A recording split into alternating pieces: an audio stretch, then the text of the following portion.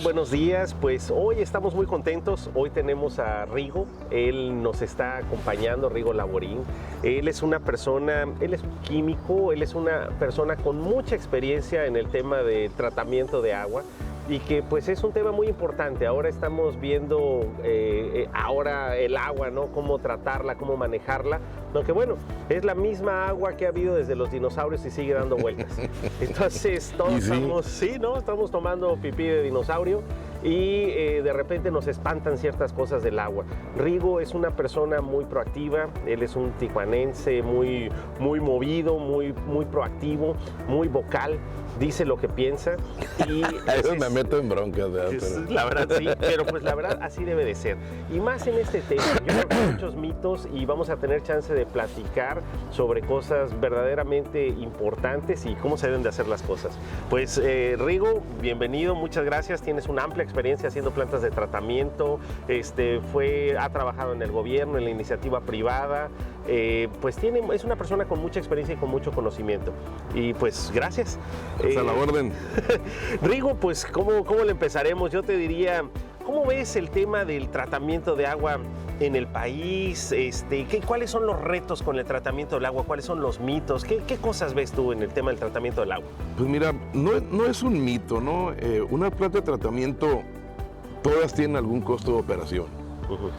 Y si el agua de la ciudad no tiene el precio necesario para poder potabilizarla y distribuirla y que llegue a tu hogar de una manera sana y que incluya ese precio el saneamiento y que ese dinero se etiquete para la operación y mantenimiento de plantas de tratamiento, no hubiera ningún problema. Entonces es cuestión de darle el valor que tiene el agua y el valor que tiene el saneamiento, ¿no? Así como dicen, el agua es vida, pero el saneamiento es salud. Y regularmente no está contemplado nunca. Me ha tocado desarrollos bien padres y lo último que se piensa es en el tratamiento del agua y eventualmente tienen algún problema serio con el agua, ¿no? Como que en eso que dices creo que estás tocando un tema muy importante. Creo que todos olvidamos el pasado y luego pues nos vemos repitiéndolo. Todas las ciudades, todos los pueblos nacen cerca de un cuerpo de agua. Si no hay agua, no hay ciudad. Claro. O la traes de algún lugar, porque si no, no existe la ciudad. La necesitamos para todo. Sí. Ahora, fíjate qué es lo que pasa ahora. Vemos nuestras ciudades, digamos Tijuana. El río es una zona que te duele verlo, lleno de contaminación, genera peste. Y así en muchos lugares. Dejamos de voltear a ver de dónde nacimos, de dónde salimos, de dónde estamos. ¿Qué pasa si de repente volteas a ver el río como una parte formal? Yo creo que serían las ciudades que voltearon a ver a sus cuerpos de agua, pues yo creo que son los que más felices están, ¿no? Y hay ejemplos que se ven en Europa, en Estados Unidos, cómo los mismos ríos están regresando y son vivos, les quitan el concreto, tal vez esa mentalidad de antes. ¿Qué nos podrías platicar sobre eso de voltear a ver el agua y pues ese ciclo, ¿no? Mira, yo creo que no es magia, ¿no? En los 20s llegaron una serie de españoles a poner ganado lechero, tanto la Dairy Mart como Jersey, como la Vaquita, Hermanos Alonso, la lechería Tijuana, bla, bla, bla. Y curiosamente todos, sin excepción de ninguno, estaban en el cauce del río. Todos tienen pozos de aquella época.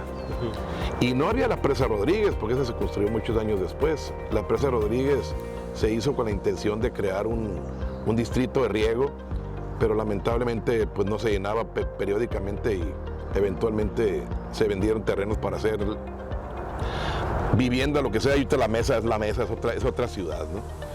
Pero lo curioso del caso es de que después de la presa Rodríguez, ahorita que está en la cota, no sé, 117 por ahí, en la cota 115 se crea una carga tan impresionante que hasta los pozos de Rosarito tienen agua. ¿Ok? Y no hay pozos que estén operando en la zona del río ahorita. Caray. Entonces dices, en los 20 aquellos señores todos se pusieron ahí. ¿Por qué? Porque el Tijuana Watershed o la cuenca hidrológica del río Tijuana es una olla. Es una olla que son más de, ahorita no quiero echar mentiras, pero pero es una cantidad exorbitante de kilómetros o millas cuadradas de área. Creo que son como 4.500. Que comienzan en Cuyamaca, terminan en Ensenada. Lo que llueva va a terminar en Imperial Beach, ¿no? Sí. ¿Por qué? Porque es una cuenca hidrológica. Entonces, curiosamente en el río Lalamar, más lecheros. Curiosamente en la zona del río, los lecheros. O sea, ¿por qué ellos, sí, todos los piperos que suministran agua a zonas remotas de aquí de la ciudad, todos están en las cuencas de los arroyos y los arroyos? Es cierto, Tijuana, es más, en la cuota 115 que hablaba, posiblemente haya una aportación de unos 300 litros por segundo que se pasan por abajo de la cortina y los puedes sacar en pozos en el transcurso del río Tijuana. Pero Tijuana usa 5,000, en eso me quedé yo, como 5,500 litros por segundo de los 300 que pueden dar los pozos, ¿verdad? Pero es un porcentaje considerable, es el equivalente a poner una desaladora de 500 litros por segundo, ¿no? O sea, lo que puede haber de aportación Hay pozos que yo estuve averiguando en mi época ahí en CES, en qué parte pudiéramos hacer más pozos, utilizar las concesiones que hay, reubicarlos y hacer pozos nuevos y sacar agua de ahí. Y me di cuenta que aquí en el Parque Morelos, donde el barólogo que traiga se encuentran agua, ¿no? Porque estamos en el cauce. En la unidad deportiva también nos encontramos una cantidad exorbitante con estudios geofísicos y barólogos y todo el show. Una cantidad exorbitante, ¿no? Hice hasta un estudio, a ver, ¿cuánta agua utiliza el municipio en mantener las áreas verdes de Tijuana? O sea, llámese el parque, llámese glorietas, llámese oficinas públicas, bla, bla, bla. Y me acuerdo que en aquel entonces eran 45 litros por segundo. Entonces, y pues hay convenios de que esa agua no se paga, tampoco la de la UABC, bla, bla, bla, pero es una agua que tiene valor.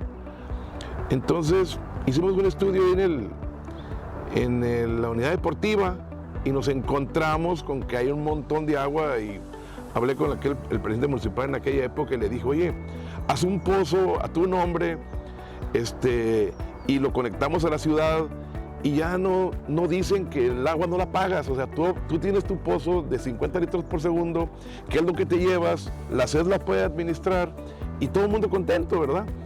Pero a veces hay fricción entre gobernantes, ¿no? O sea, de diferentes partidos, qué sé yo. Yo creo que a la hora que ganen o a la hora que estén en el puesto, se tienen que olvidar de esa parte del color y dedicarse a gobernar o el compromiso que adquirieron. Creo que ahí lo que estamos viendo, creo que hay algo muy importante, es como en los temas trascendentales, como sería medio ambiente, agua, sí, hay muchos temas que uno tiene que pensar en la próxima generación y no pensar en la próxima elección. Porque donde está tu atención va a estar tu emoción. Entonces, si tu atención está en la reelección o tu atención está en la próxima generación, pues así es como vas a pensar. Creo que hay un tema que nosotros lo llamamos de justicia ambiental, también un tema de justicia generacional, donde uno dice, ¿sabes qué? Las futuras generaciones tienen que solucionar sus problemas, pero ahorita les estamos dando, por ejemplo, si les extinguimos especies ahorita, pues ¿cómo vas a traerte eso, no? Sí. O si todo depredamos el agua o los sistemas naturales, también es un problema. Creo que también tiene que ver esa miopía, ¿no? Esas soluciones que tú dices.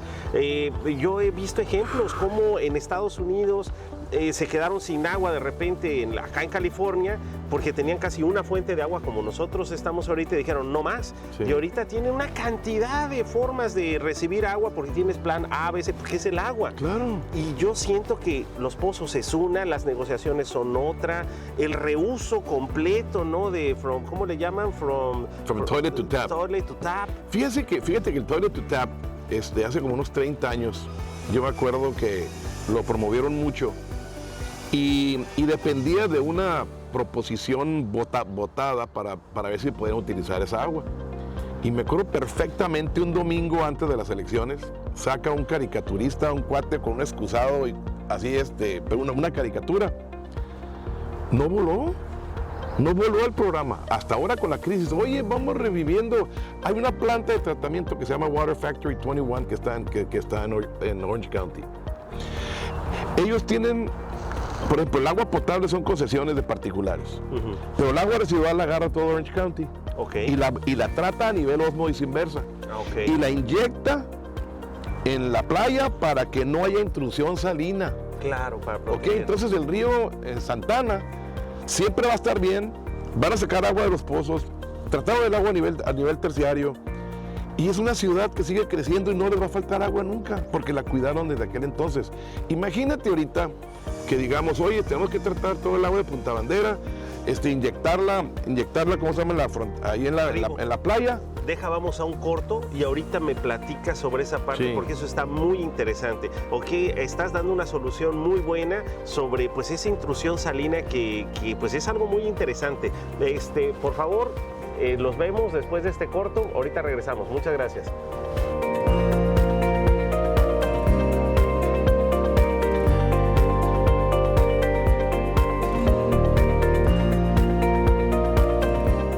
Muchas gracias por seguirnos acompañando, pues venimos de regreso y ahora pues vamos a seguir platicando con esto que nos estabas diciendo sobre la intrusión salina y sobre lo que están haciendo algunos países y algunos estados que son más avanzados y que realmente no hay que inventar el hilo negro, hay muchas cosas que ya son cosas probadas. ¿Nos podrías seguir platicando, por favor, qué están haciendo ya los vecinos?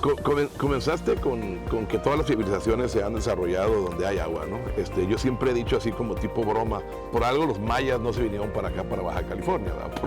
Porque no hay agua, ¿no? O sea, ni tampoco los aztecas, ¿no?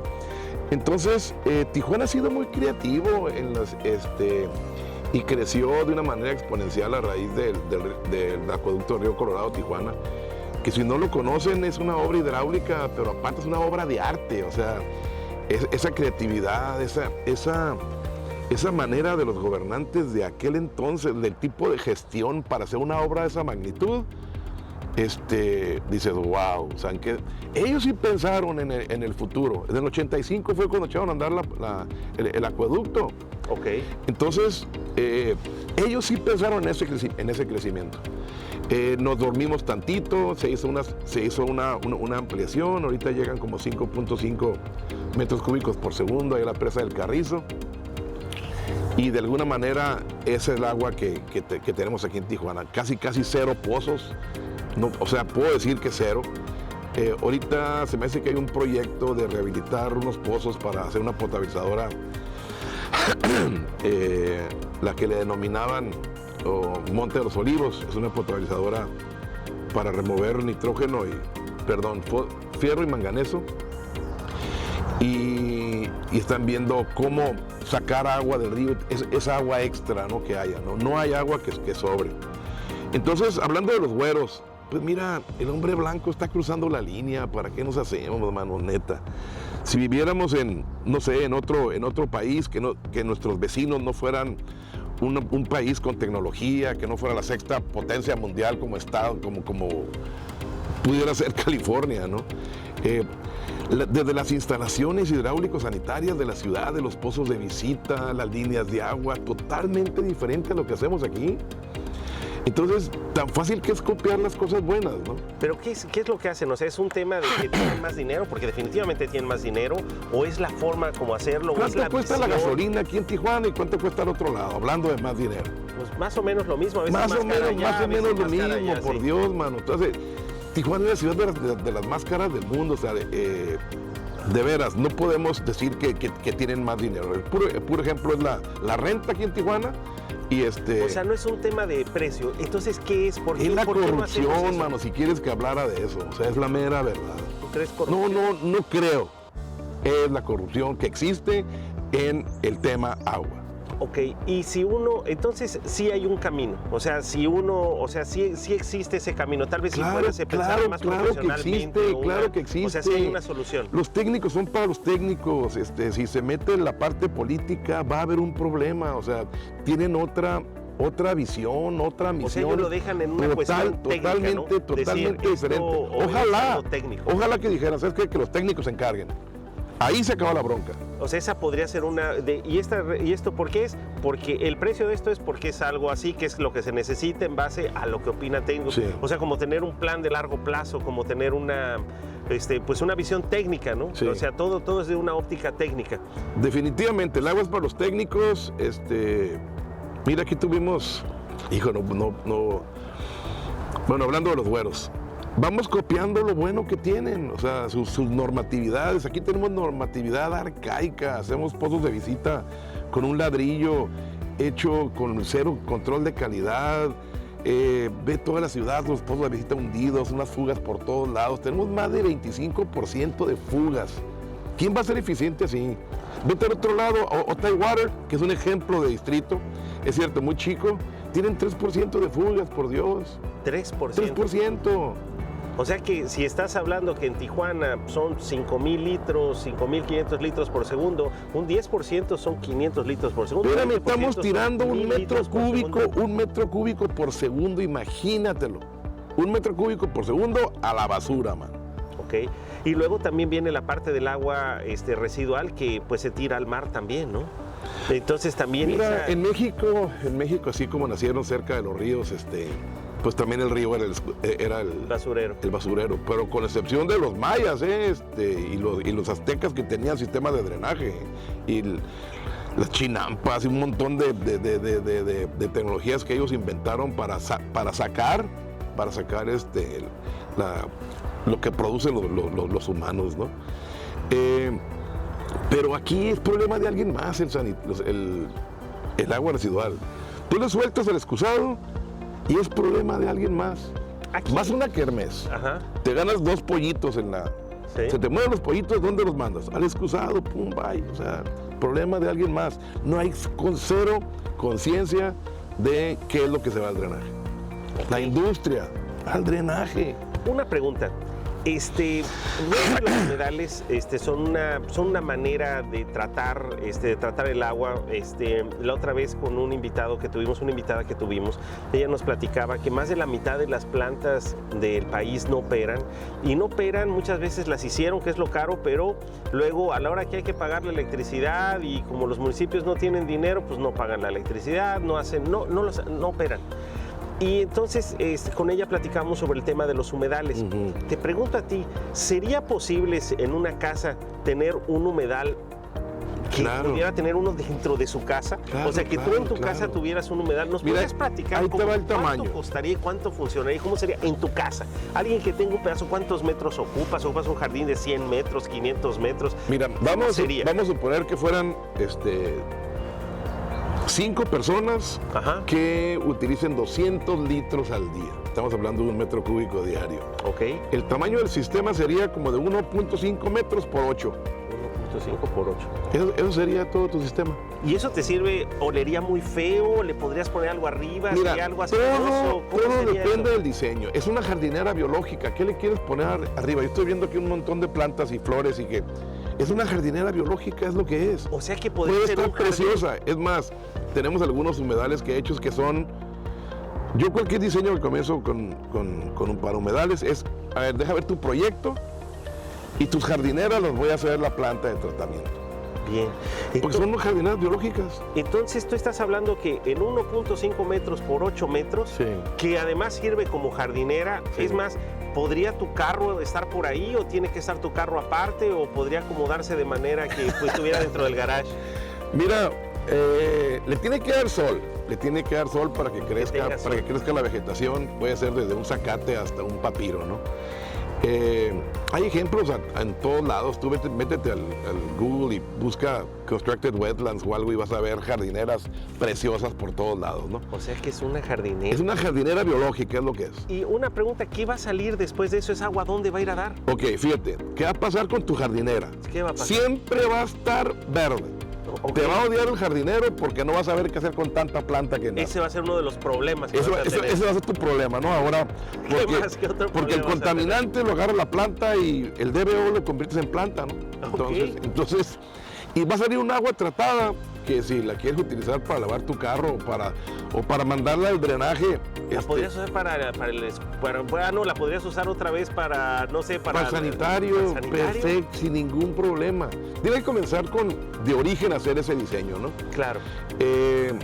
Yo me acuerdo de un desarrollador que me decía, oye, la parte ecológica, lo verde, no la veo en la cartera. Uh-huh. O sea, me cuesta hacer una planta de tratamiento así asado, ¿no? Entonces, definitivamente, hacemos si la autoridad no aprieta, no hay manera que el mexicano haga algo por convicción. Oye, es bien raro. Pues está bien, pudiera ser así. Oye, una pregunta, ¿cómo cuánto cuesta una planta de estas? Y supón que se pusiera a escala, que lo vamos a empezar a hacer en muchos lugares que se pudieran hacer. ¿Cómo cuánto costaría hacer una cosa de estas? Mira, te echaría mentiras, pero verás, vamos a suponer 1.5 por 8, ¿cuánto es? Es 12. 12 metros. 12 metros cúbicos de grava. O sea, ¿cuánto puede costar 12 metros cúbicos de grava? Pesos, 400, son 3,000, 4,000 pesos, okay. 4,000, 5,000 pesos. Si le quieres hacer el liner vale $10 el metro cuadrado. Y las tuberías de PVC, vas a gastar $200. 20, 200. Pues entonces ahí son $320 más la mano de obra, los 5,000, no sé, 15,000 pesos. Pero imagínate, esto implica que si mucha gente hiciera esto, no se ocupan las plantas de tratamiento, porque no hay nada que tratar ahí porque ya se trató, ¿verdad? Mira, o sea, para otras cosas sí, pero aquí ya no. En 1990. Ya no ocuparías pagarle drenaje al sistema operador de agua, ¿no? Es más, puedes utilizarlo al 100%, ¿no? Mi casa, tu casa, que le hice hace 25 años, me acuerdo que puse un sistema de tratamiento de recolectar todas las aguas grises, tratarlas de una manera así biológica, y desinfectábamos con ozono y metía el agua de regreso a los sanitarios. Entonces tenía 2 cisternas, una llegaba el agua tratada, el otro el agua limpia de la ciudad. Me di cuenta que el crecimiento de la ciudad era exponencial contra la cantidad de agua que llegaba a Tijuana. En aquella gráfica que hice en aquel entonces, en el 2022, se iba a juntar la cantidad de agua que llega con el crecimiento de la ciudad, en el 2022. Wow.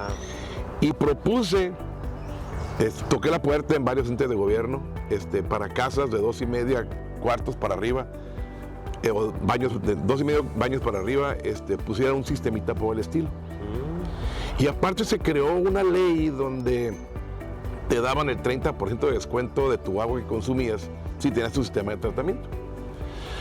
Entonces estaba muy atractivo, muy atractivo todo, ¿no?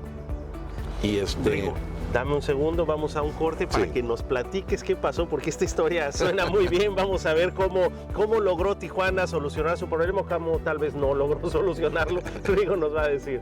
Bueno, nos vemos y regresamos en un momento.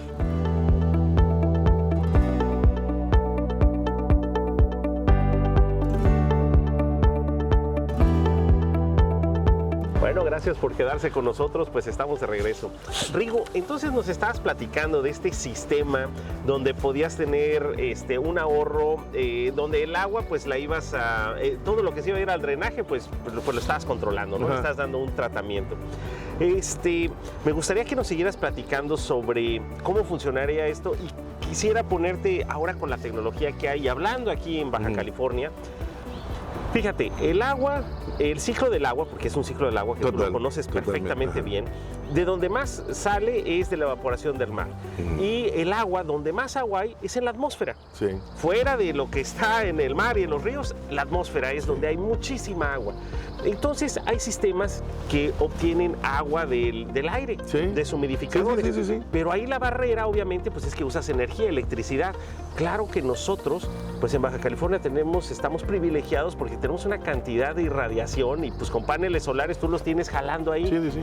Una pregunta, entonces, ¿pudiera ser posible un sistema en el cual tú tienes el agua que la obtienes del aire y luego por otro lado el agua que generas la estás tratando y estás recirculando en un sistema así cerrado de ese tipo? Sería posible, pero bueno, en la otra, ¿vendría el gobierno alguien a decirte, no, eso no lo puedes hacer? ¿Existe esa posibilidad que te digan? Claro. No sé, te pregunto. Sí. Uno, ¿es posible eso? Y la otra, porque pues también nos quitaríamos el problema de todo el transporte del agua, toda esa gente, todo eso pudiera más o menos super minimizarse. ¿Podría ser posible algo así, o no? Definitivamente sí. Mira, un aire acondicionado de cualquier lugar tiene un tiradero, ¿cómo se llama?, de agua siempre. Tú canalizas agua rumbo a una jardinera y la vas a tener siempre perfecta, ¿no? Pero vas a pagar 7,000 pesos de luz por tener el aire acondicionado prendido, ¿no? O sea, yo sé a lo que vas y no son sistemas muy eficientes. Sí, ¿no? No, que una comunidad vienes por... Sí, la planta de luz de 60 kVA para echar a andar y para producir poquita agua, sí es No está ahí la tecnología en eso, todavía es mucha energía. Yo como para creo eso. que tiene que, eso es para una oficina de gobierno, que tenga, ¿cómo se llama?, paneles solares múltiples y que tengan su agüita ahí, los que van a tomar agua de la oficina para la parte verde, la parte emocional, de que bla, bla, bla. Así sí funciona, pero ahorita como una solución es extremadamente cara, ¿no? Pero el agua más cara es la que no hay. Es más, sí. ¿cuánto le cuesta a una señora un tambo de 200 litros allá bien remoto? 50 pesos y le va bien. Ok. A ella le cuesta 250 pesos el metro cúbico de agua, por Dios, mano. 50 pesos. Si alguien paga una agua cara, es la gente que no tiene las tuberías o para que les llegue su agua, ¿no? Ujú. Entonces, nada más de ahí. Y dice, 250 pesos, pues son 2 seises de cerveza si no hay bronca. El agua no tiene valor. Claro. Es un derecho humano. Nadie lo discute. Ujú. ¿Verdad? Pero cuesta bombearlo, cuesta potabilizarlo, cuesta... Y después pagando ese 25% de fugas, pues ningún negocio es costeable, pues. Y es que luego también tienes que ver el impacto, eso de estar y la inseguridad. Por ejemplo, como estamos en muchos acuíferos, que se trae el agua de otros lugares, como en la Ciudad de México, Sí. que está usando agua de otros acuíferos, o en el caso de Monterrey. Bueno, yo creo que ya todas las ciudades grandes tienen que usar agua de otros acuíferos, Sí. porque no es suficiente. Ya agotaron, tienen problemas que se están hundiendo, tienen 1000 problemas.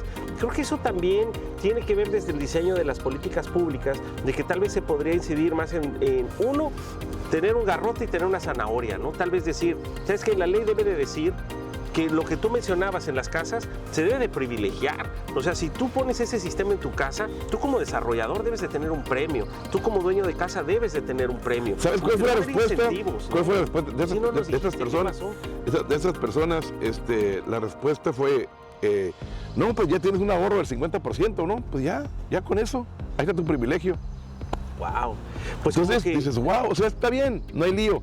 Pero curiosamente se requería una bombita que me aumentaba el costo de la energía eléctrica y lo solucioné con un par de paneles solares, o sea, no hay problema. También las ideas novedosas son atacadas o horribles, o sea, imagino tú con tus viveros, con querer plantar los 5 millones de árboles que quieres, Sí. te han de hacer pedazos por todos lados, ¿no? O sea, es difícil México, es difícil. Pues mira, No imposible, sí. pero sí es difícil. Pues yo creo que esa es parte también de lo que uno tiene que tener esa De los capacidad, retos, sí. y es la gasolina. Sí, ¿no? sí, A final de es lo que cuentas, me es lo motiva. que te mantiene vivo, ¿no? Claro. Porque si todo fuera fácil, qué aburrido. Entonces uno tiene que entretenerse en algo, pero no debería ser tan difícil. Yo lo que veo aquí es una cuestión de paradigma. La otra vez estaba leyendo un libro y hay una narración del paradigma, ¿no? Sobre cómo está un señor y va en un transporte público y de repente llega otro señor con 2 niños. Y entonces los niños están corriendo y brincando por acá y empieza esta persona en su cabeza a decir, bueno, es que este señor no cuida a sus hijos, se ve que ha de ser una persona que no sirve, un vale madre, o sea, ya lo destruyó en su mente, ¿no? Hasta aquí ya no aguanta, ¿no? Ve a los niños corriendo y le dice, oiga, creo que sus niños están brincando y están molestando a otra gente. Y el señor se voltea y le dice, sí, tiene razón, discúlpeme. Lo que pasa es que venimos del hospital y mi esposa se acaba de morir. Entonces él pasa de decir, los niños son esto y esto es así, a decir, ¿qué estaba pensando, no? Y esa persona que hace un segundo era una persona insufrible, de repente Sí. es una persona que requiere tu conmiseración, ¿no? Sí. Y entonces yo creo que en el tema del agua y en estos temas están pensando cómo opero ahorita, cómo pago la luz, cómo mantengo la CES caminando, cómo mantengo el sistema operador de agua caminando. No están pensando en la futura generación. Él está pensando, estos empleados directamente están pensando cómo mantengo mi puesto cumpliendo esta reglamentación. Sí. El político está pensando cómo funciona esto, porque pues también eso es algo para la futura generación, eso ni votan por mí. Sí. Pero como sociedad no podemos pensar así. Tenemos que Hijo. cambiar de pensar y decir, yo tengo que pensar. Ahora, como político que piense, Cuando le me van a recordar. cuando le ¿no? preguntaban a Dios que si por qué le dio tanto a México, o sea, Ujú. tanto minería, pesca, litorales, todo lo que te puedes imaginar. Su respuesta fue, pero lo voy a mandar mexicanos, no te preocupes, es un país que nunca va a salir adelante. Mira, yo ahí lo que te podría decir es que creo el cambio del paradigma, pero también te diría esto. Fíjate, las pirámides de Egipto ves que de repente dicen, y las hicieron las extraterrestres y todo eso. Es cierto. No, obviamente no, pero hay esas leyendas. ¿Cuándo has oído eso de las pirámides mexicanas? No, saben que los mexicanos son trabajadores. Nadie dudó. Las pirámides siempre dicen eso, las hicieron los mexicanos, son las más grandes. Hasta hay un cómico que dice ese, Who built Mexican Pyramid? Mexicans. Sí, O sea, sí, mira, sí. hay 40 millones de mexicanos que están en Estados Unidos. Los adoran, son súper mega trabajadores y todo. No sé qué nos pasa. Mira, yo creo que tiene que ver, esa es parte de que de repente uno empieza a perder la esperanza en algunas cosas y no, yo sí lo veo como que sí hay un camino, yo sí lo veo, yo creo que a lo largo de tu vida te has encontrado mucha gente como tú, mucha gente que trata de hacer las cosas bien y de repente es como por ejemplo los problemas que hay, ¿no? Que el crimen, que todo eso, son muy pocos los que hacen eso. Ahora, en las ciudades grandes también ves la otra parte, ¿no? Una ciudad grande, la gente no se conoce. En una ciudad pequeña todos se conocen, porque robas, ahí va el ladrón. Ay, te señalan con el dedo, porque sí. todos se conocen. La historia de la humanidad siempre fueron ciudades de 150 personas hasta hace unos cuantos cientos de años, pero antes no vivíamos en unidades mayores a eso, una que otra ciudad grande, ¿no? Entonces, así es como nosotros crecíamos. Este anonimato ha permitido esto. Y luego también este dominio que tuvimos tal vez desde los aztecas y los españoles, que nos hacían de una manera de rendir pleitesía, ¿no? A Tlatoani y a todo eso, creo que nos marcó un poco. Tal vez la cultura que hubo en otros países de que son más sociales, pero creo que sí hay muchas cosas rescatables. Mira, yo lo veo en las comunidades, cuando voy a las comunidades a trabajar, sí ves muchas cosas y obviamente hay cosas negativas, pero yo creo que sí hay un camino, pero sí esa acronimia que dice, sí es pesada, pero cuántos chistes no hay de eso y cuántas veces no reflejan la realidad. Sí. Entonces sí, es algo que... Es difícil. Yo cuando trabajé en CES, mis respetos, hay un 25% de joyas, trabajadores inteligentísimos, salen a deshoras, no dejan una colonia sin agua. Yo me acuerdo ver una reparación ya en la madrugada y le dije, oye, son las 3 de la mañana, vámonos, mañana le seguimos. Y cuando dije, no, nos falta poquito, se va a quedar fulana colonia sin agua si no terminamos ahorita. Eran las 3 de la mañana, todos estábamos hechos pedazos, todo el día haber chambeado. Entonces hay gente... ¿Y por qué lo hacían? Por una convicción, ¿no? Mira, es que hay gente que tiene una educación diferente, o sea, la capacitación académica es una cosa, Sí. pero la educación se mama en la casa. Entonces, ese tipo de educación se está desapareciendo, la mamá trabaja, el papá trabaja, o sea, los morros solos se educan. Antes tú me acuerdo o yo me acuerdo, Rodrigo, posiblemente me puedes dar la razón, en la casa se comía a las 2 de la tarde toda la familia junta. Sí. Mamá, papá, hijo, después de regresar a la escuela. Si llegamos a las 2:30, aquí en el restaurante, mijito, tú ya no comiste, ¿verdad? O sea, rezábamos en la mesa, todo, o sea, entonces esa gente que trae esos principios, pues ya es buena natural. Tú ves una persona, cómo trata a los animales, y te vas a dar cuenta si esa persona es buena o es mala. Sí, esa parte sí. Entonces, esa sensibilidad se perdió en el mexicano. Ahorita estamos así esperando una dádiva o algo y no hacer nada. No puede ser, el mexicano tiene características súper diferentes en todos sentidos, en el deporte, en todo. Somos bien aguerridos, bien chambeadores, como te digo. Hay 40 millones de gente en Estados Unidos que los adoran porque trabajan 50 horas los vatos para mandar para acá la lana, ¿no? Y mira, aquí en frontera uno puede ver mucho eso. Todas las cosas que comete uno, que pudiera cometer de infracciones aquí en Estados Unidos, no las cometes. Milagrosamente tú cruzas Estados Unidos y respetas los altos, el semáforo, el alto. Yo un día le dije a una persona, ¿cómo educas a un mexicano? No, pues comenzaron con un montón de cosas, que libro de texto. No, crúzalo la línea. Nomás crúzalo la línea, es una educación instantánea, man. Sí. Entonces, está en uno, ¿no?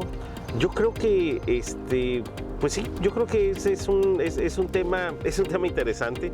Eso de cruzar la línea es cierto, o sea, aquí lo vemos, todo el mundo cruza uno la línea y inmediatamente ¿Por qué dejaron de dar la materia de ética?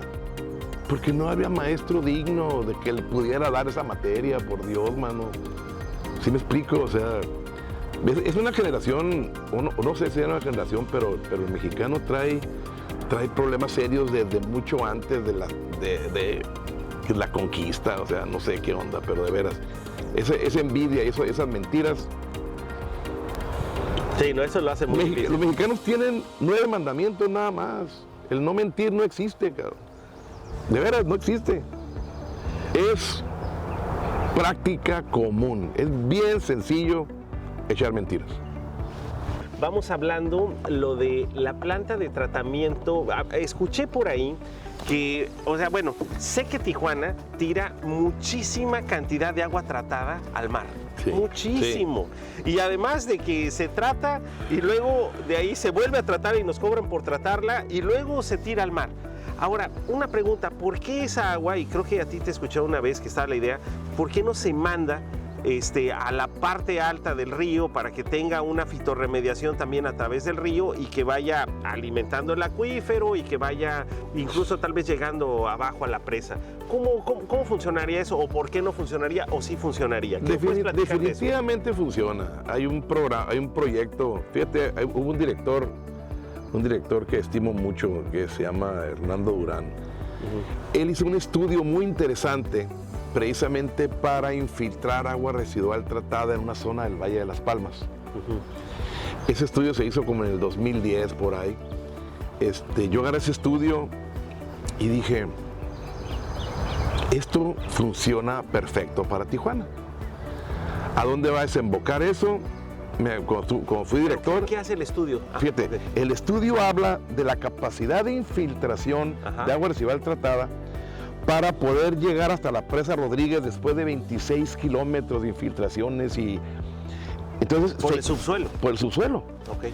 ¿Y se infiltra? O sea, se infiltra. ¿Haces un agujero y...? No, era toda una galería de infiltración. Ok. Curiosamente, en el Valle de las Palmas me tocó hacer una planta de tratamiento hace muchos años, como en el 2011, 2012, por ahí, que era para un desarrollador de vivienda.